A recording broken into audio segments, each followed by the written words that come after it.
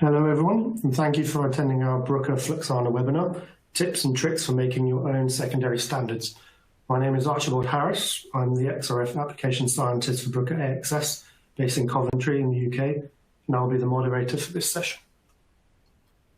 Before we begin, I'd like to cover a few housekeeping items. At the bottom of your screen are several engagement tools you can use.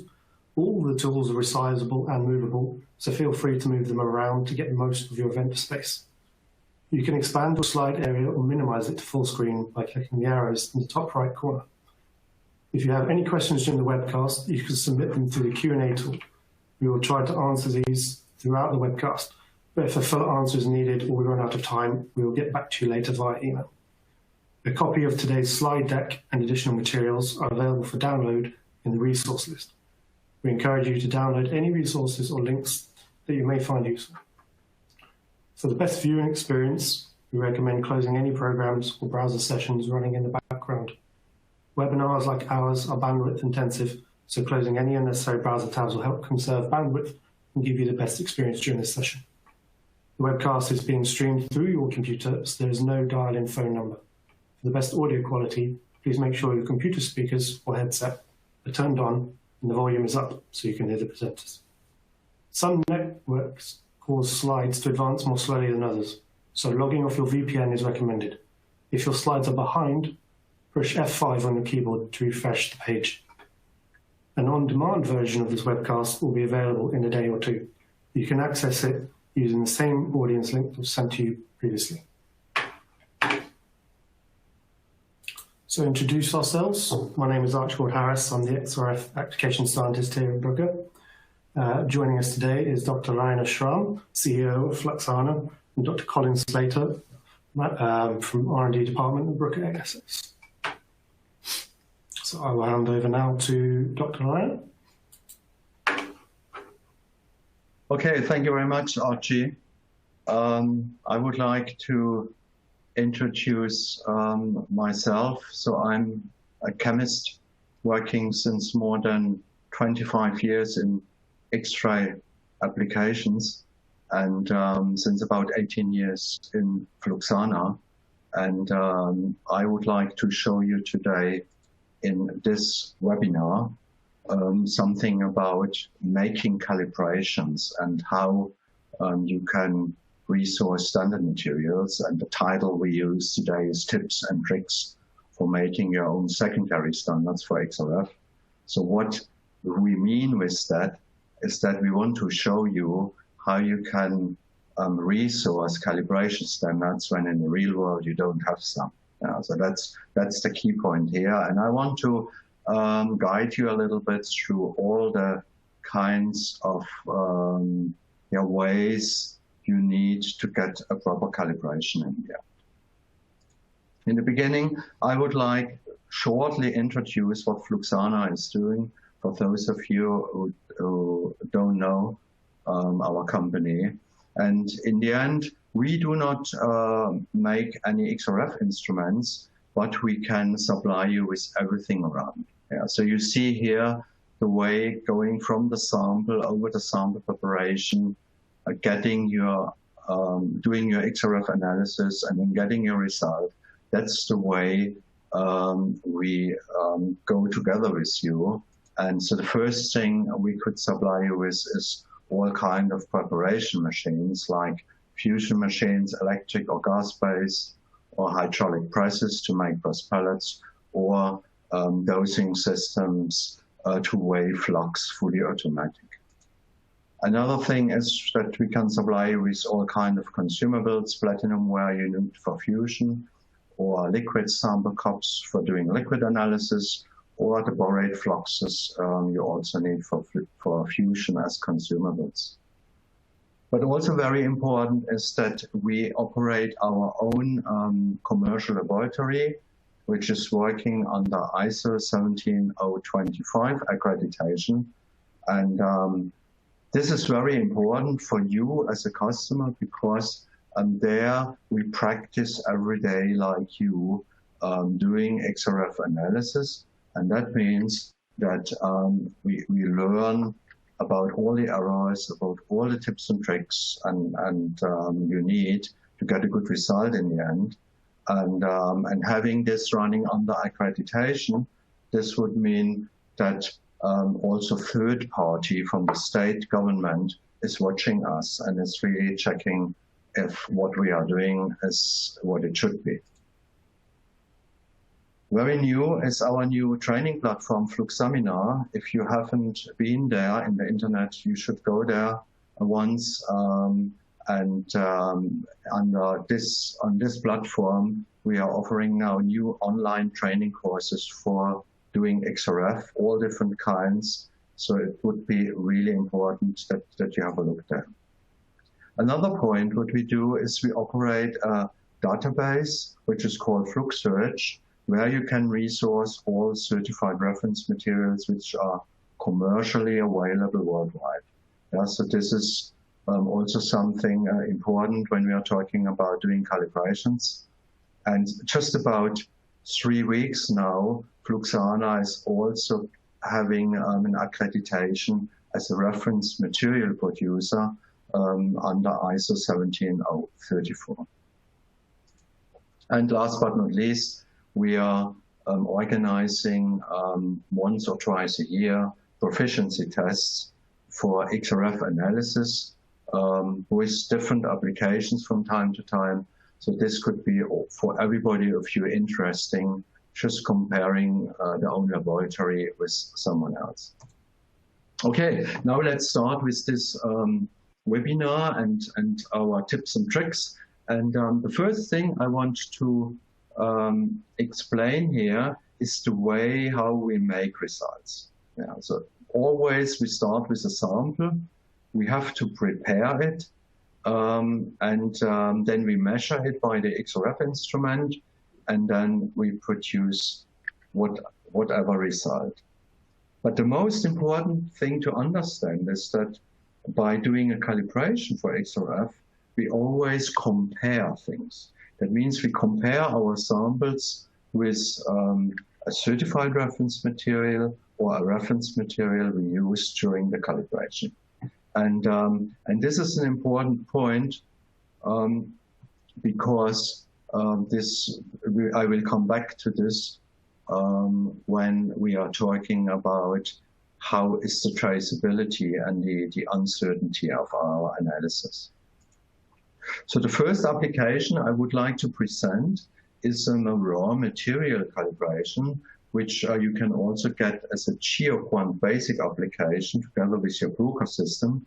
And in this application, we tried to cover the most common elements, about 14 elements between sodium and zinc, which are mostly present in industrial products and raw materials.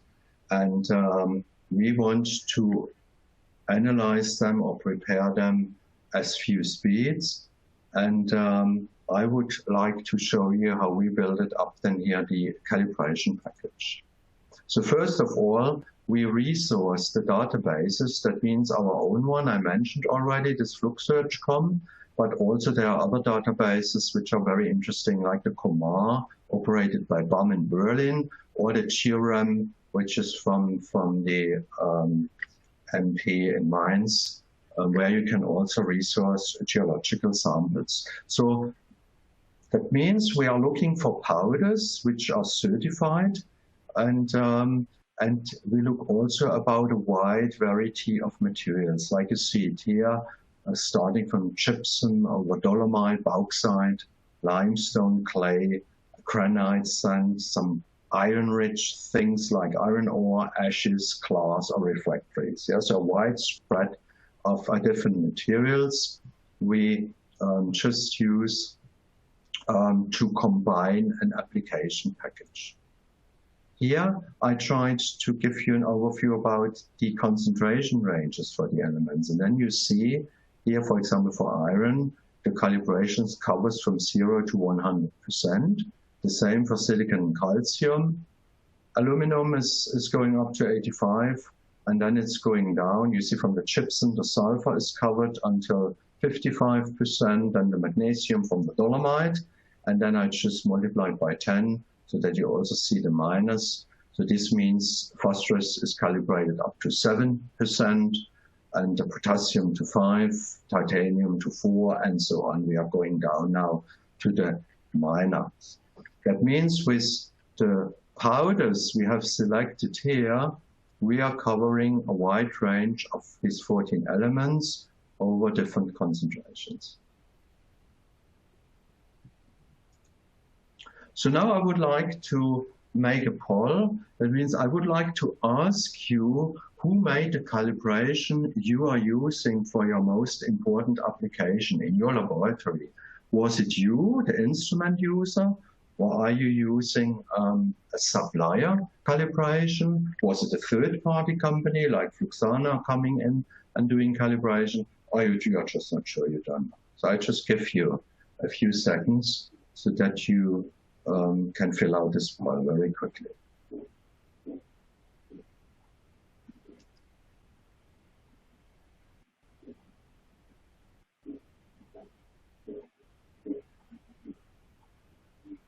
Okay, so I hope you made your choice.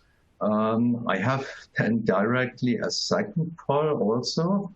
And here I would like to know what is the base of your most important calibration. So what did you use to establish your calibration?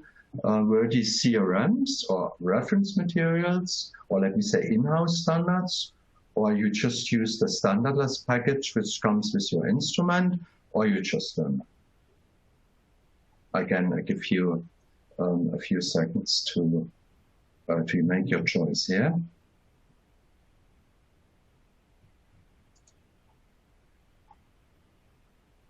Okay. Then I will continue. Later on, we will discuss then the results. So back to my slide, my earlier slide, where I showed you the flow of the analytical process from the sample to the result. I would like to point out how important it is that we compare our samples to certified reference materials or reference materials. Yeah. We have perhaps also to discuss what it means. What is a reference material? It is just a material which is fit of purpose for your application, which means it's a homogeneous sample and it's a stable sample. Yeah? And of course, well known. It could be a reference material. That means that you just know the concentrations in there, but you have no traceability to another source. If this is the case, then we are talking about a certified reference material. That means we have a clear traceability to, let me say, a proficiency test study, to primary chemicals or primary methods, which were compared to what we are stating as concentrations in the certificate. Yeah, so that's why it's so important to use reference materials. And when I put it in this way, then this makes sure that your analytical results are true in the end. Yeah. So if you make it traceable down to a CRM, then you are sure that the trueness is correct. And you can also always, or you have to validate this from time to time by comparing it to a CRM or to a proficiency test where your laboratory takes part of. This is all about how accurate or how true is my result. The uncertainty, that means the error of your result, this is a different story. Of course, it is also defined by the standard materials you're using, but it's also defined by your sample preparation method, by your laboratory error, and of course, other errors which are introduced during the process of coming to a result. And so in the end, you have a final result with the uncertainty produced in your laboratory. And if you use CRMs or proficiency tests, it is traceable to SI or a CRM. Okay, if I come back to this GEO-QUANT basic package, then I can summarize that this package is containing certified reference material, so you're traceable. We have about 10 gram powder in the bottles. It is easy to use because you can do what you want. Yeah, you can even make a press pellet out of it because it's the quality of a certified reference material. You can make a few speed out of it. You can use whatever recipe. So this is all up to you.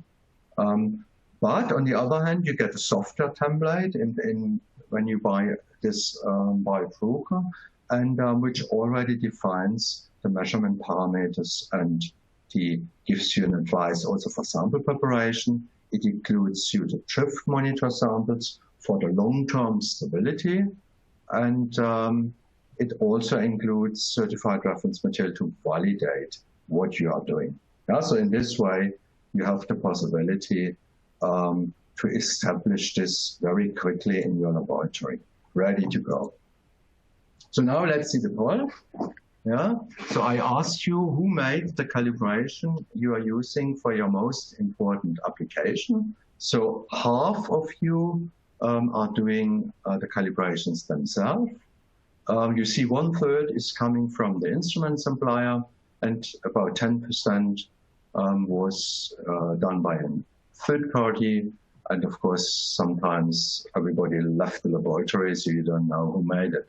The second poll, the result is what is the base of your most important calibration. And there you see 73% say they use standard materials and about 17% standardless. So this just confirms what I told you, how important standard materials are. And yeah, that we always have to make sure that they are of good quality and traceable. Okay, let's talk about a second application. So the first one, this GEO-QUANT Basic, was an application really based on certified reference material, like you can buy them, just filled in smaller portions, so that it's more adapted to what you need really. Here, we expanded now our element range with more elements, which are not so common in reference materials, like you see here, this vanadium, nickel, copper, zirconium, barium, hafnium, and lead. And that means still we could resource many of our materials from our databases, like I mentioned before, but I will have a big problem to find certified reference materials for these elements. And if you think about your special applications, this happens quite often, that you have a special industrial product with a certain element range, with a certain element, and this is in a specific concentration range, and your problem is you can't find standard materials. So we had to find a solution how we can fill that gap. This was our wish list. So that means, again, we have concentration ranges from 0 to 100%. Now, also for elements like magnesium, and even manganese is going up to nearly 80%, zirconium 65%, and so on. So quite high concentrations, even for elements like lead, which goes up to 8%. And the problem here is that you can't really buy reference materials to make now a classical calibration for all these kind of elements in this concentration ranges. So our solution there is that we use pure chemicals, like you know it, if you buy just some silicon oxide or some calcium carbonate, and to mix them then together to get your standard material, and in all different kind of concentration ranges, what I already presented in my wish list. However, the difficulty is when you just buy a primary chemical, that sometimes it's humid, so it contains moisture, sometimes there is some carbonates inside, or even more difficult, the oxidation state is not clear and not really defined, like for example in a manganese oxide. So in this case, then we need a special pretreatment, and FLUXANA over the last 18 years, we have developed for every different chemical such a kind of pre-treatment process so that we are sure what we put in our standard material is really there. Yeah, so we really get it in the end. There would be one possibility that we just put these powders all together in a bottle, but then we have a big risk of inhomogeneity. And of course, also the different particle sizes always would have the risk that during transport, the particles are going down, and when it arrives at the customer side, it's not homogeneous anymore. So the solution we have developed is that we fuse everything into glass. Yeah, so all these pure chemicals are fused, and that means we use lithium borate and pure chemicals already in the ratio we want to have for our application. We fuse them together, and we just make a glass powder. Yeah, so we don't make a bead like you would do it in a fusion machine. We make it a powder, and of course we can use much bigger crucibles than you would do in fusion, and in this way, this could be done also very efficiently. Big advantages is absolutely homogeneous, dissolved completely. Of course, we can make a bead for test, so the quality is approved. And it's customizable. That means when you say, but I need another element, I need to expand my concentration range, of course, you can always get a glass powder defined for your application. And also a big advantage, it's independent on your fusion process. That means when you get the glass powder, you could, of course, make your own bead from it. And in this way, it is really adapted to your sample preparation on site. So when I summarize this package, it's a glass powder from pure chemicals, 30 gram in one bottle, so you can make at least 3 beads. You just pour it in your crucible because the dilution ratio is already given. You can't really make an error there. You get your software template from Bruker to set it up.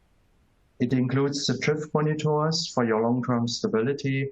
And of course, you get real CRMs, that means powders. You fuse them with the flux in your fusion machine on site to validate the whole application, and in this way ready to go. Let me compare in the end the different ways how we can make such kind of calibration packages. So in A, there is the traditional way like I presented first. So you have a powder as a CRM, and of course your Bruker template, your software template will define the elements and the measurement parameters, and will also give you an advice for making the fusion. Then you measure it, you calibrate it, you validate it. Yeah. So the length of this arrow will just represent the costs and the time you need to do that. You see the glass powder is already much quicker because the standard materials is also already coming as a glass powder, so you don't need to invest so much time into the sample preparation. And you have still your template to set it up on your X-ray instrument. Of course, the most quickest way, and this is with the shortest arrow here, is when we are able to deliver you directly fused beads. Unfortunately, this can only be done if you use the same fusion machine that we are using, because the geometry of the casting dishes and the platinum ware is always individual. And only if you use the same fusion system, this would work. And also in FLUXANA, we have the special case that we calibrate all fusion machines temperature-wise, so that every machine gets the same beads. And only then we can guarantee when we ship you a bead that it really is the same than if you would have produced it. Yeah. So here you see everybody nowadays is under pressure, has to make quickly and setting up an application. So saving money and time is important. And these are the tips and tricks and the help we could offer you to achieve this. To summarize, you save development time and costs, but of course, you gain the 18 years of experience from our laboratory, because this is what is sitting in these application packages.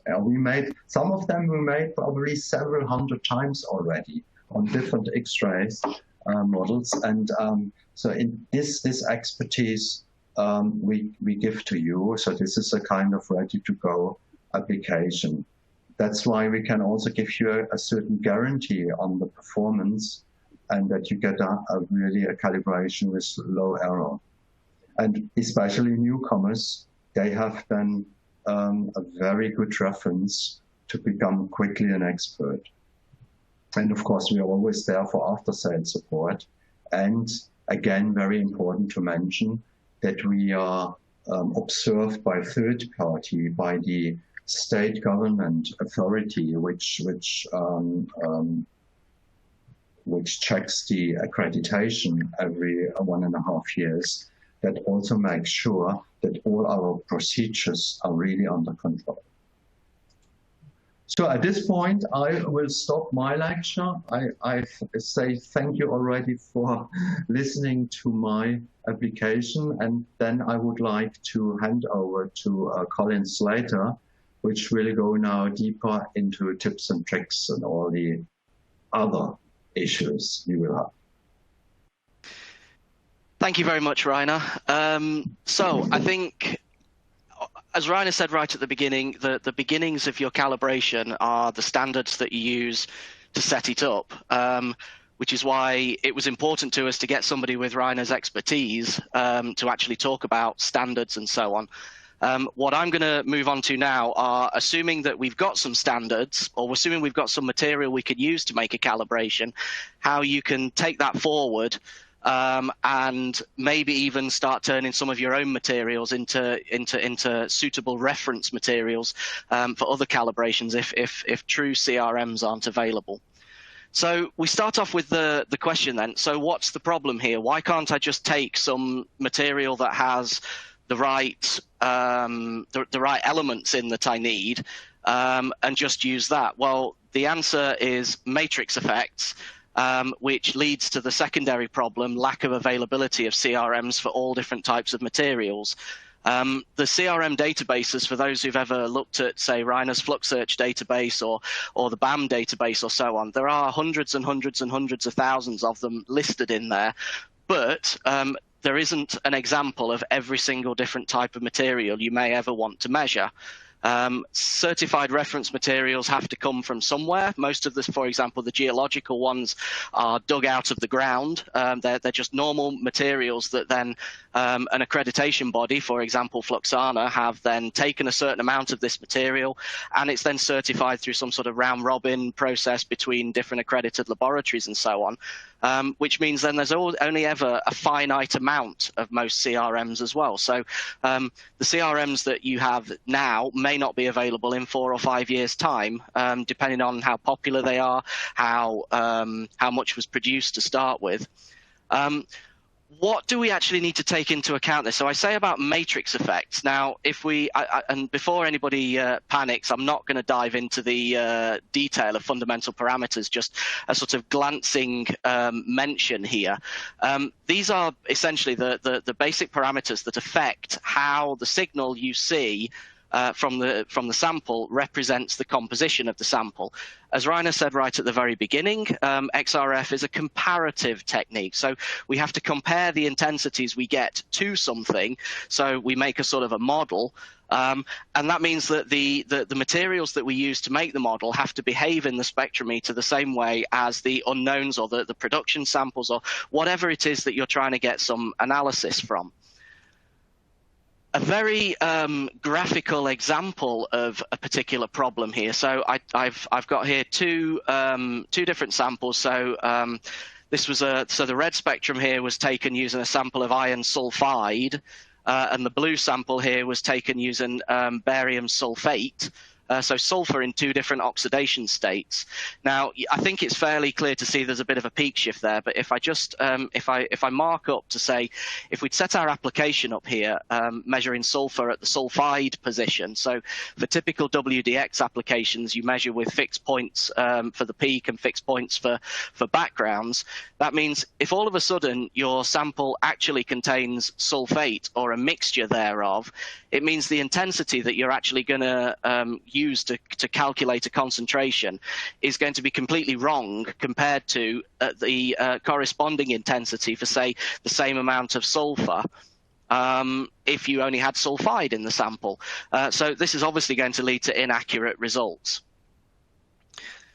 So that begs the question then, so as we said right at the beginning, you know, there aren't always standard materials for everything that you want to do. So what can you do with this to solve this problem? Well, I don't always like to answer a question with another question, but in this case it's very relevant. What is your sample throughput? Because depending on how many samples you actually need to measure depends on what the most appropriate answer to this problem might be.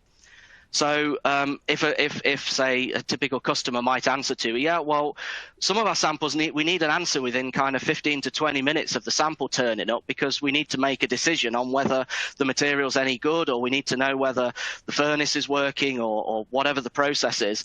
But we do have some materials that aren't so time critical.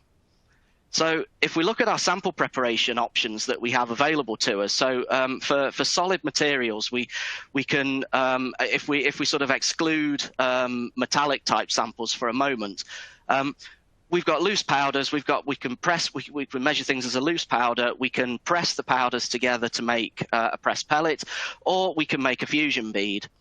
Now, I've put the arrows on the side here to indicate increasing cost for the sample preparation technique as you go from loose powder to pressed pellet to fusion bead. But equally, going in the other direction is the decreasing impact of matrix effects. Now, if we take a bit of a look at the detail of what's going on here, 15 to 20 minutes to run a fusion cycle. Now, okay, your fuse bead maker may have 3, 4, 5, 6 positions on it, so you can get, you know, multiple samples out of it in that 15 to 20 minutes. But if you're needing a fast sample turnaround, fusion bead analysis isn't always the best idea for you, because in addition to this sample preparation time, you've also got measurement time on top of that, which could be another 5 or 6, 8, 10 minutes, 20 minutes, depending on what the method is. So looking at pressed powders here, again, you've got a very fast sample preparation, but it necessitates that your standards are a lot more closely what we call matrix matched to the materials you want to analyze. And then again, even more so with loose powders, you have to also control the particle size and the homogeneity and so on and so forth.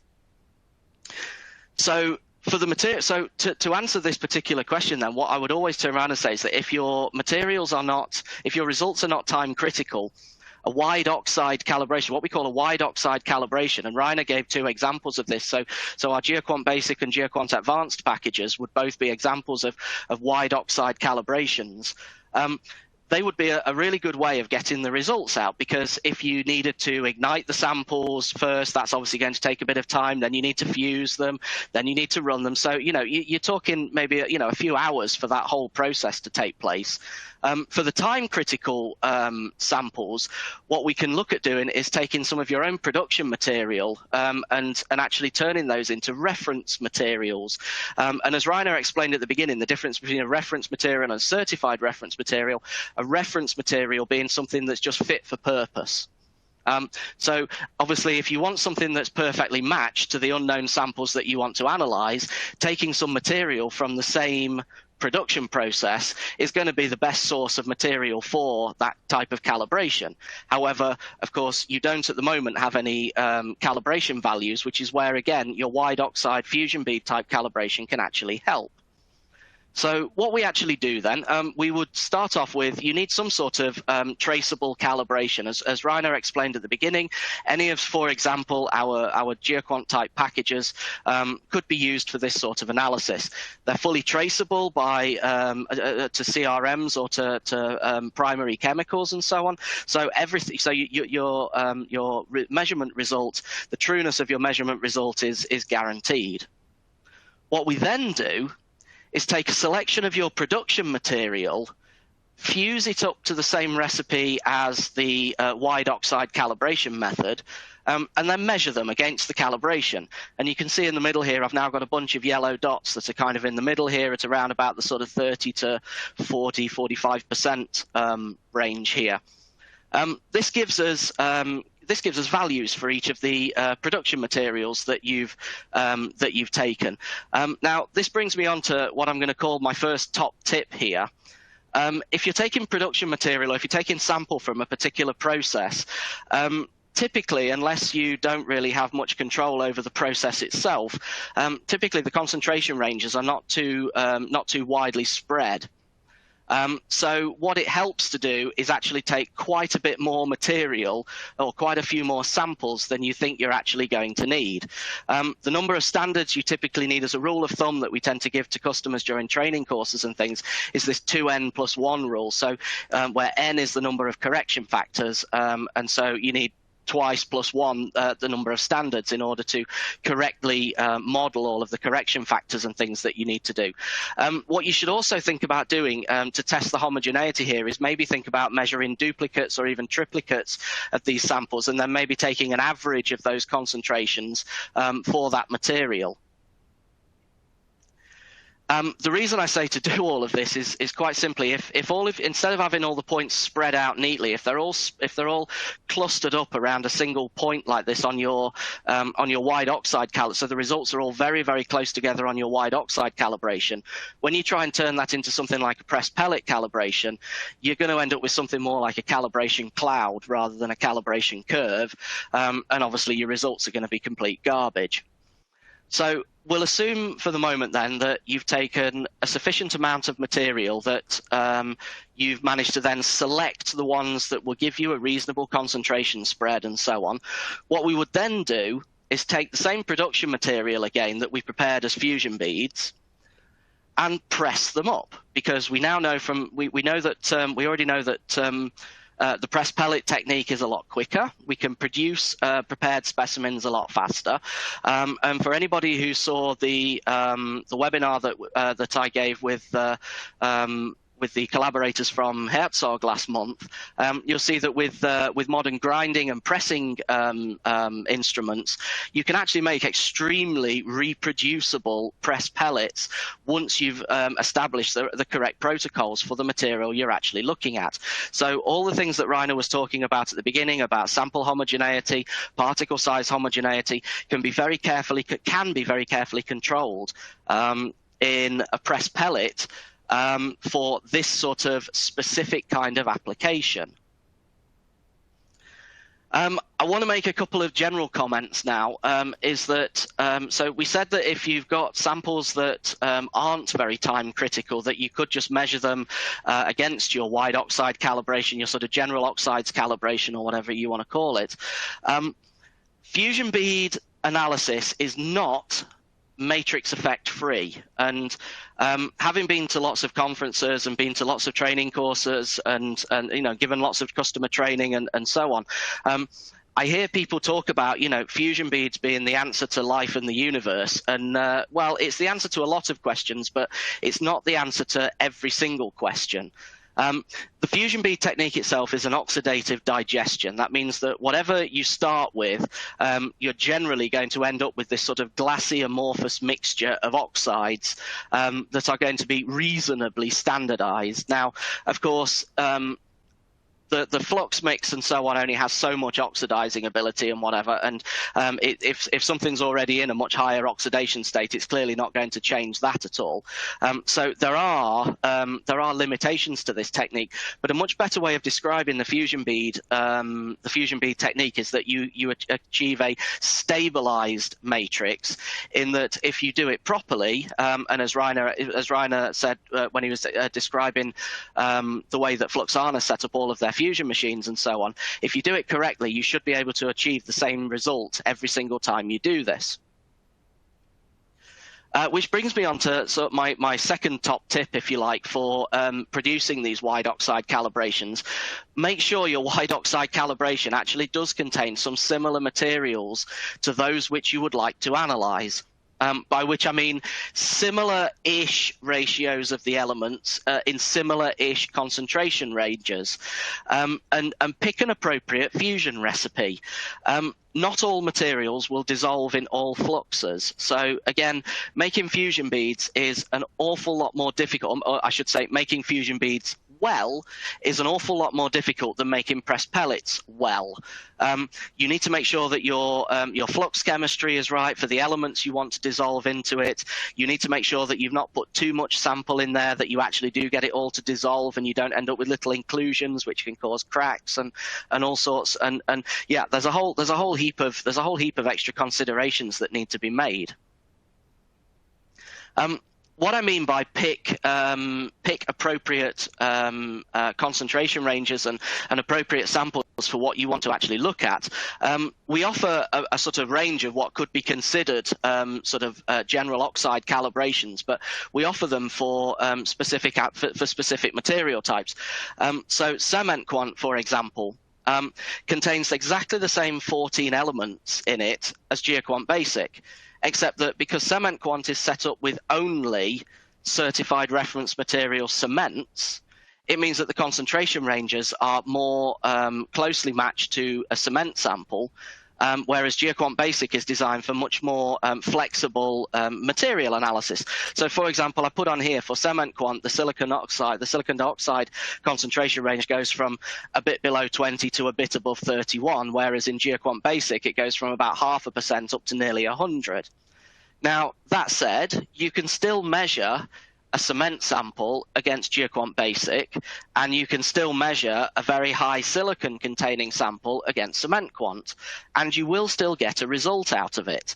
However, because you're in the case of measuring a very high silicon containing material against CRMs, your measurement result is going to be outside of the range of your calibration. The error associated, or the uncertainty associated with that, is going to be much larger. If we take the example the other way around, if I want to measure a cement sample against GEO-QUANT Basic, yes, I'll get a result, and yes, that result will probably be quite good. It just won't be as good as CRMs because the model that we've taken into account, so the comparative that we're making, the comparison that we're making with CRMs, the standards are much closer to the unknown material, therefore the comparison is much closer. So this is what I mean by make sure that your calibration contains at least some materials that are similar to what you actually want to analyze. So I want to go through two specific examples now. So I'm going to take the GEO-QUANT Advanced package that Rainer was talking about earlier. So I should say, you know, we recognize that FLUXANA has an enormous amount of experience with certified reference materials and so on, which is why we partnered up with them when we were developing these methods. So this is why that Rainer obviously knows a lot about our packages as well, because he helped develop all the standards with us, and FLUXANA were the ones who came up with this glass powder transfer method. The second example I want to talk about is our SLAG-QUANT package. Principally because there's a very special sample preparation technique here, this little trick can be used in other things other than slags. And we also demonstrate how you don't have to take all of your analysis from a single technique in order to make a secondary calibration. So as Rainer has already mentioned, so the GEO-QUANT Advanced package contains 32 certified reference materials, so certified reference materials or certified primary chemical mixtures, some quality checks, some CRMs for the validation of the standard, and also the drift monitors. And we put the template on there for the installation. The recipe, you can see there, 0.5 gram of ignited sample plus 8.5 grams of flux. You might think that's quite a dilute bead, and you'd be right. This is largely, as I mentioned before, make sure your fusion recipe is appropriate to the materials you want to look at. This is largely so that we can fuse some of these more difficult elements like nickel, like copper, like zirconium, like lead, and so on, without any other issues around things like the lead alloying with the platinum, where the copper not dissolving in the flux properly, the nickel not dissolving in the flux properly, and that sort of thing. So again, dilution. Okay, if you're having problems getting your material to dissolve into the flux, and you're not trying to look for the absolute lowest of detection limits, diluting the beads down a bit more might be the answer to your problem there. A couple of examples of the calibration curves here. So you can see the silicon calibration curve going from almost 0, a little bit above 0, so I think it was around 0.5 weight percent, up to nearly 100% here. You can see with a very good standard deviation, so very good agreement here. Similarly with the magnesium, so we can get light elements as well. I want to specifically talk about iron here, because as Rainer mentioned as well in his part of the presentation, the iron concentration in this particular calibration goes all the way up to nearly 100%, so that we can cover things like high iron bearing ore materials and so on. So what we've actually done in our development here is we've split the calibration range up a bit, so that for the lower intensities and lower concentrations we use the K alpha line, and for the higher concentrations we use the K beta line. Now this is to overcome the fact that at sort of very high concentrations, giving us therefore very high intensities, the iron K alpha line produces an intensity that's outside of the linear range of the counting electronics. So what we do, we have the software automatically use the second line, the K beta line, for the evaluation. Which brings me on to my fourth top tip. Don't forget instrumental limitations. So things like choosing a different line to overcome a line overlap, or choosing a different line to overcome intensity or oversaturation problems and things. Very important. Of course, it's not always possible to overcome line overlaps and things like that, avoid line overlaps and things by choosing different line, which is why you can apply overlap corrections in everybody's software and so on. But obviously avoiding that line overlap and just measuring an undisturbed line is always going to be a more preferable option. So assuming that you've set this up all up correctly, we can now see, I'm not going to dwell too much on this slide because it's a lot of numbers and the text is quite small, but obviously you'll be able to see this in the downloadable version. The only thing I will draw attention to is the fact that the materials that I've chosen here to demonstrate the flexibility of the method are pretty much all entirely completely different from each other. So we start off with a slag material, we've got a cement, we've got a magnesite, so a very high magnesium containing material, a zircon type refractory, so something with a very high concentration of a very heavy absorber, and then a limestone, which is obviously a very high calcium containing material. So when you look at the tables, you will see that the values that we get from the wide oxide calibration are extremely close, in good agreement with those on the certificates. So I want to spend just the last few minutes talking about our slag quant example. This is for the analysis of 16 oxides in slags from the iron making and steel making process, but it includes a very special preparation. The fusion bead recipe actually includes strontium nitrate. Now, that's clearly an oxidizing agent, but there's a very specific reason why strontium nitrate has been chosen rather than another oxidizing agent like sodium nitrate or ammonium nitrate that would only leave a very light oxide or nothing left in the bead at all. So if we look at actually what we're doing to make this, so into the crucible goes 0.5 gram of dry sample this time, and that's quite important. 0.5 gram of dry sample, we put the gram of strontium nitrate and 9 grams of flux.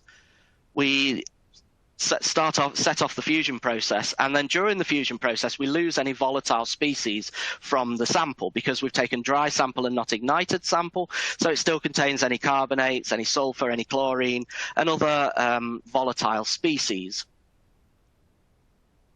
What also comes off are the nitrates, is the nitric oxide or nitrous oxide gases and so on from the strontium nitrate, leaving behind strontium oxide.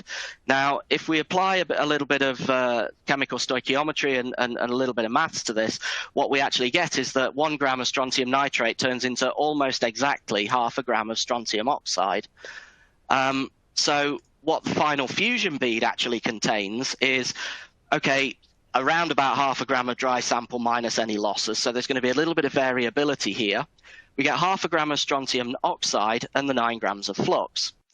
What that means in practice is that I still have a reasonably stabilized matrix here because the absorbance properties of my bead are going to be dominated largely by the presence of this half a gram of strontium oxide, and any slight differences in the absorption caused by the slight dilution ratio error between the sample and the flux are going to be almost negligible and can be pretty much ignored when it comes to actually making the calibration. So to look at some data that we got from this, so a particular steel customer gave me a set of blast furnace slags that came from their production process. The samples were analysed for their sulfur content by our G4 Icarus system. Now that's quite an important point to make actually, because sulfur is obviously a volatile material. And under fusion conditions, you don't necessarily keep it all in the bead. Means that the analysis of your blast furnace slag by wide oxide calibration for sulfur in particular are going to be a lot less accurate. Means that when you try and press the pellets up, the calibration values that you take are going to be a lot less accurate as well. And so you're bringing more error through the system. So we go back to a more reliable technique for such analysis, a more primary technique. So we use the combustion gas analysis. You can see here some of the calibration curves from our SlagQuant. So I draw attention here, so light elements such as magnesium, even in the presence of a lot of strontium oxide, a heavy absorber, can still be analysed. You can see the yellow points on here are the validation samples that you get with the package. So you can see we've got a nice valid calibration here. Calcium, one of the very important elements in a slag sample. You can see again the 3 validation points in orange. And so from this, we get a nice table full of our blast furnace slag results, which we can then take on and measure as pressed pellets to get a very rapid analysis for production control using a pressed pellet technique. As I've already mentioned, the sulfur analysis was done by combustion gas analysis. And you can see here, even when I take the analysis from the combustion gas analyzer, I press the samples up into pellets, and I still get a reasonable calibration curve on the XRF. And that can be used, again, to get to then use the samples as reference materials to then carry on measuring unknown material. I'm gonna stop there rather than going through hundreds more examples, which I'm sure I probably could, but I'm actually going to stop at that point. And hand back over to Archie for the Q&A. Thank you very much for that, Colin. I've been looking at the questions that have been coming in, so I will try to answer them chronologically, or I will pass them over to yourself, Colin or Rainer. So the first question we have is, how often do you consider it appropriate to recalibrate or validate an existing calibration curve? I think, Rainer, that's probably one for you as the accredited laboratory, as the CEO of an accredited laboratory. I suspect that's probably more appropriate for you to answer, or? Yeah, no problem. I can do that. I mean, it is normally you have to have your chart analysis. That means you measure your control samples on a regular basis, and you have to define then your standard deviation on these on the elements in your control samples. And so let me assume you have then 3 sigma limits, and in the moment your control sample is getting off, and drift monitor calibration, recalibration is not helping then it becomes time to do a new calibration. Yeah. But mostly drift monitoring and drift correction is the first step, validate or verifying the control samples. And then if this all doesn't help, then you need to do a new calibration. But it really takes quite a while. Calibrations can be good for more than a year. So. Perfect. The second question I have, can we create secondary standards if we only used pressed pellets?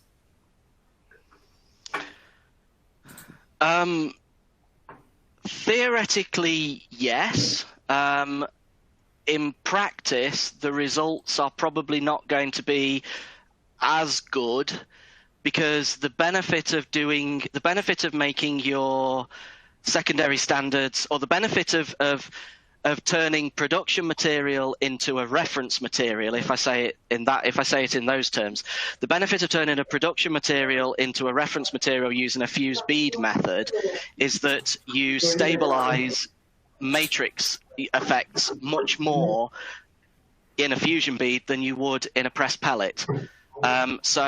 But having said that, if you're absolutely confident that the calibration you've got gives, as in the model that you're using to compare all your intensities to, is good enough, then theoretically it should work. But I must say it would come if somebody had asked me that in a training course, it would come with a very big health warning. Anything to add to that, Rainer? Or? No, you're right. The problem is that pressed pellets sometimes are not traceable at all. That is the problem. So it will be difficult to refer a routine sample to a pressed pellet. That might be the problem. Perfect, thank you. We have a specific one here. For calcined petroleum coke, what is the best way of sample preparation? I think that'll be quite specific for you, Colin. Sorry, I didn't hear what I heard calcined something or other. What was the name of this? Petroleum coke? Oh, right. Okay.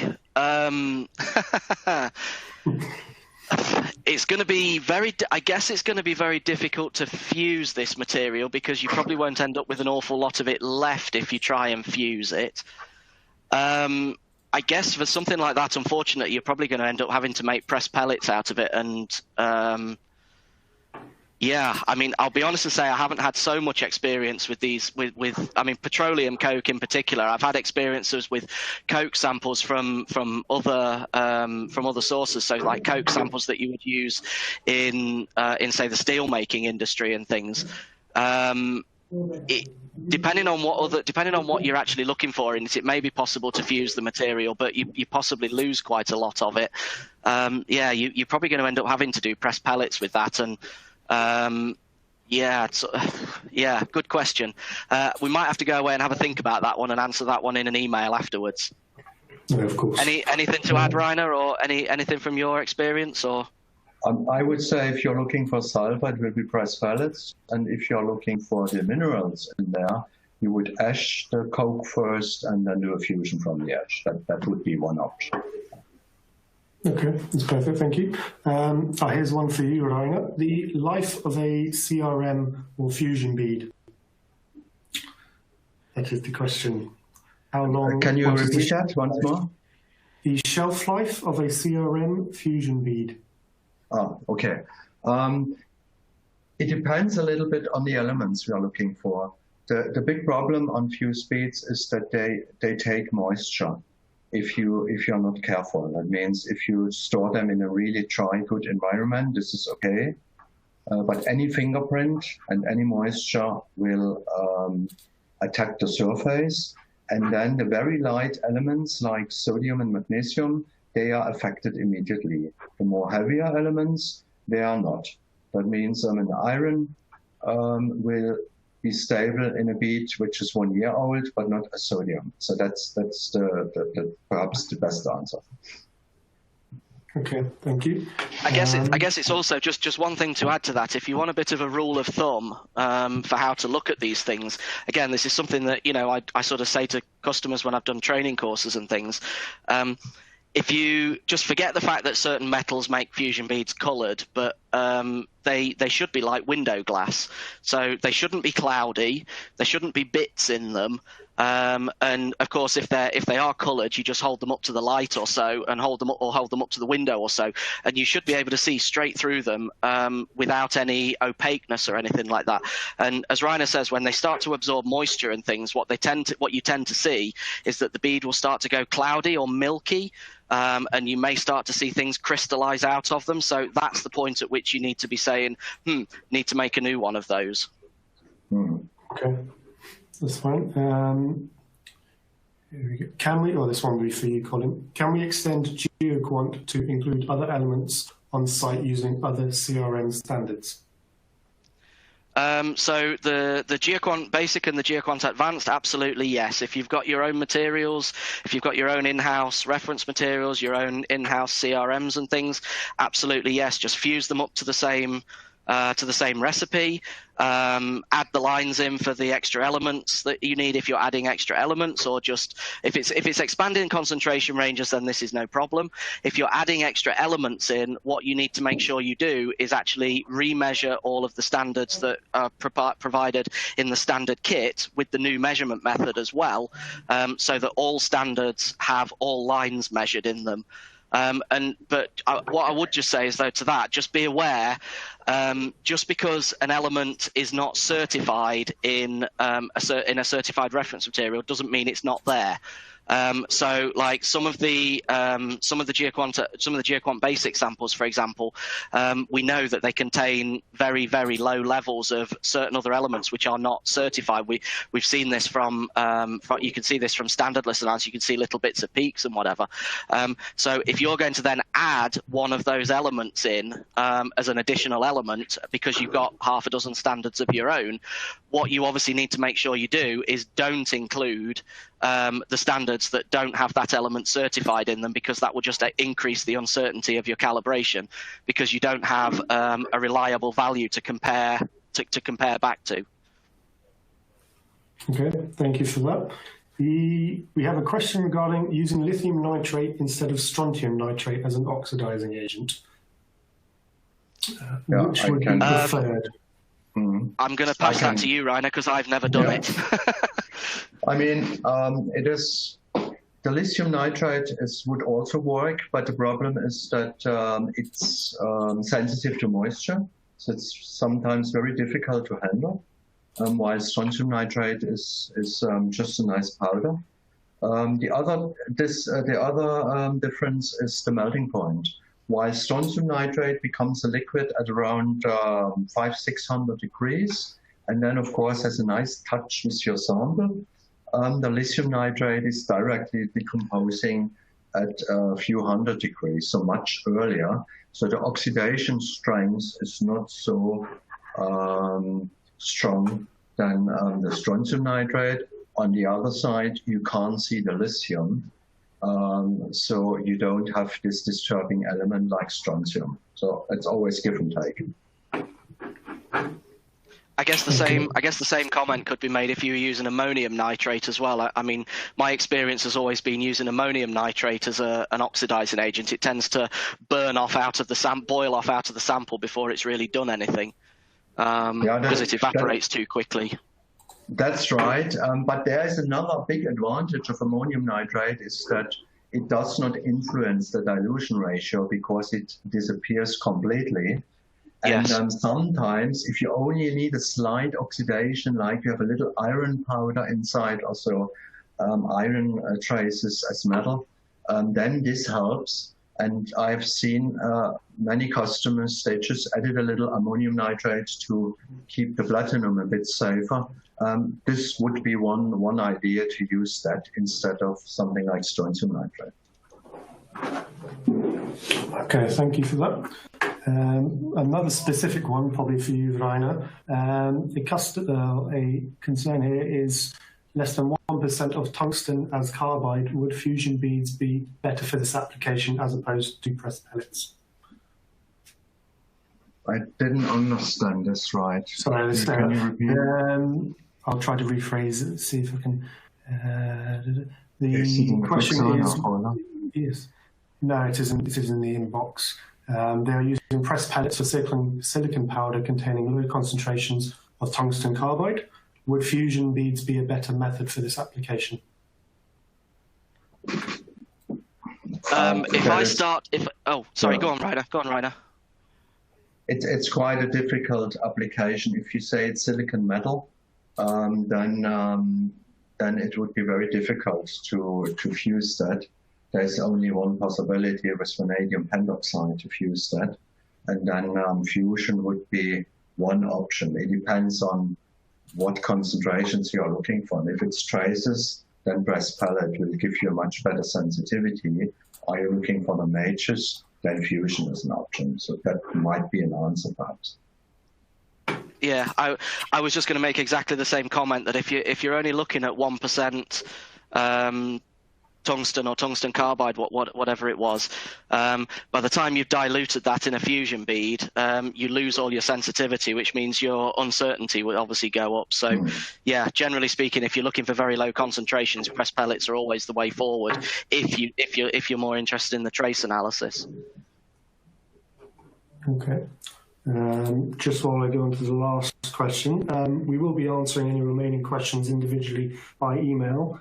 But the last question I have here is, how do I determine which flux would be best for me when I have small sample size and do not want to waste it?